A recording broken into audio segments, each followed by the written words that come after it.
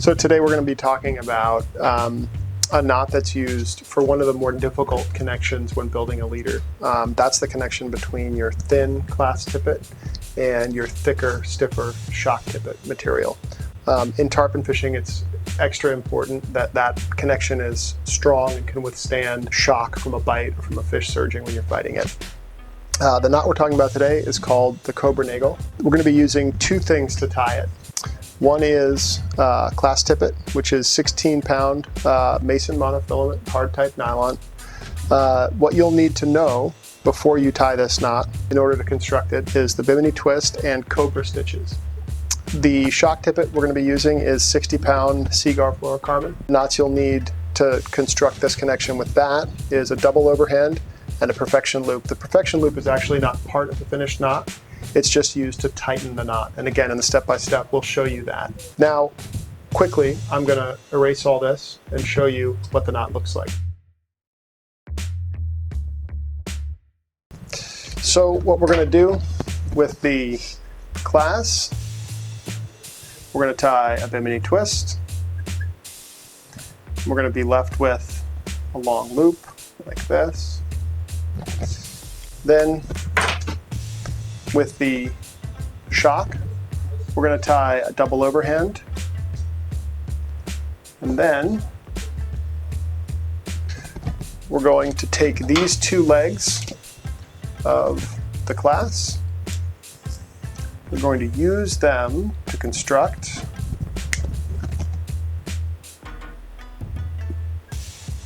the cobra stitches. So what you have here, you have bimini twist, the double overhand, and then you have cobra stitches. Obviously, the cobra stitches is where the name Cobranagle comes from.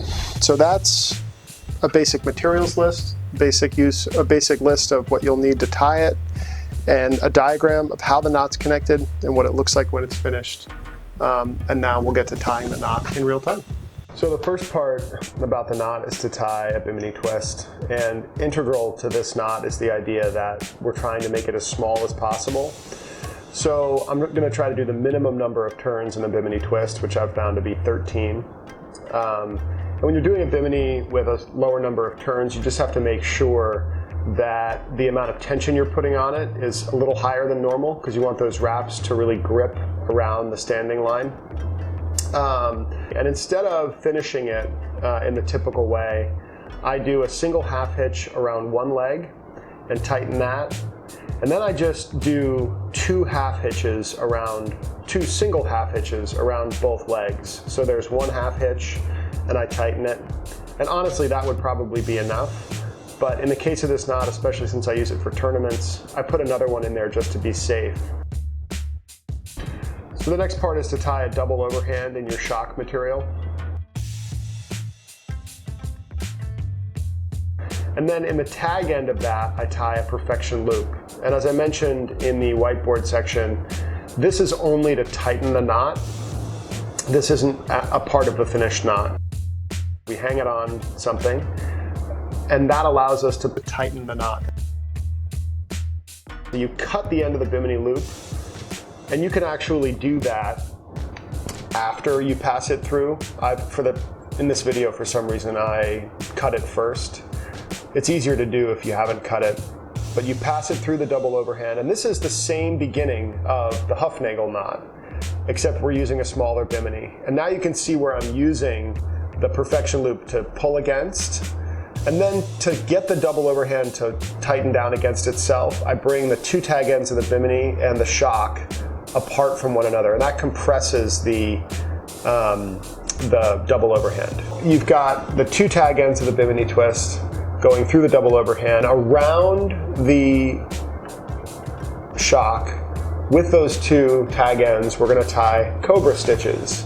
And this is how they're tied. You take the right one and you lay it over the center, and the left one goes over the right, and then you tighten it down. It's basically an overhand knot. The difference is that it's being tied around the center of the center strand of the shock. One of the most important things about these Cobra stitches is that the tag ends have to exit the knot perpendicularly. If you don't do that, all it is it's one of these legs being tied in a half hitch around both the shock and the other tag end of the bimini. So I tie one, and then the second one I do in the opposite direction so it doesn't spiral around the shock. These second, third, and fourth Cobra stitches are much easier to tighten right. The first one doesn't want to do it. Once you get the first one tight, you're all set. You can pull on this awfully hard, and you should, because you want to trim the tag ends really close. So the final step is to tighten, really tighten against that perfection loop with the shock. If you don't tighten it, it can come undone, and those Cobra stitches can split open that double overhand. Trim all your tags close.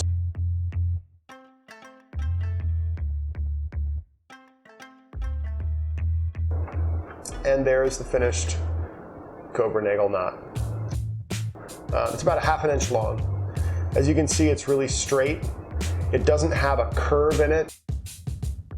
Here we're showing you a comparison between the knots that are typically used to connect class to shock.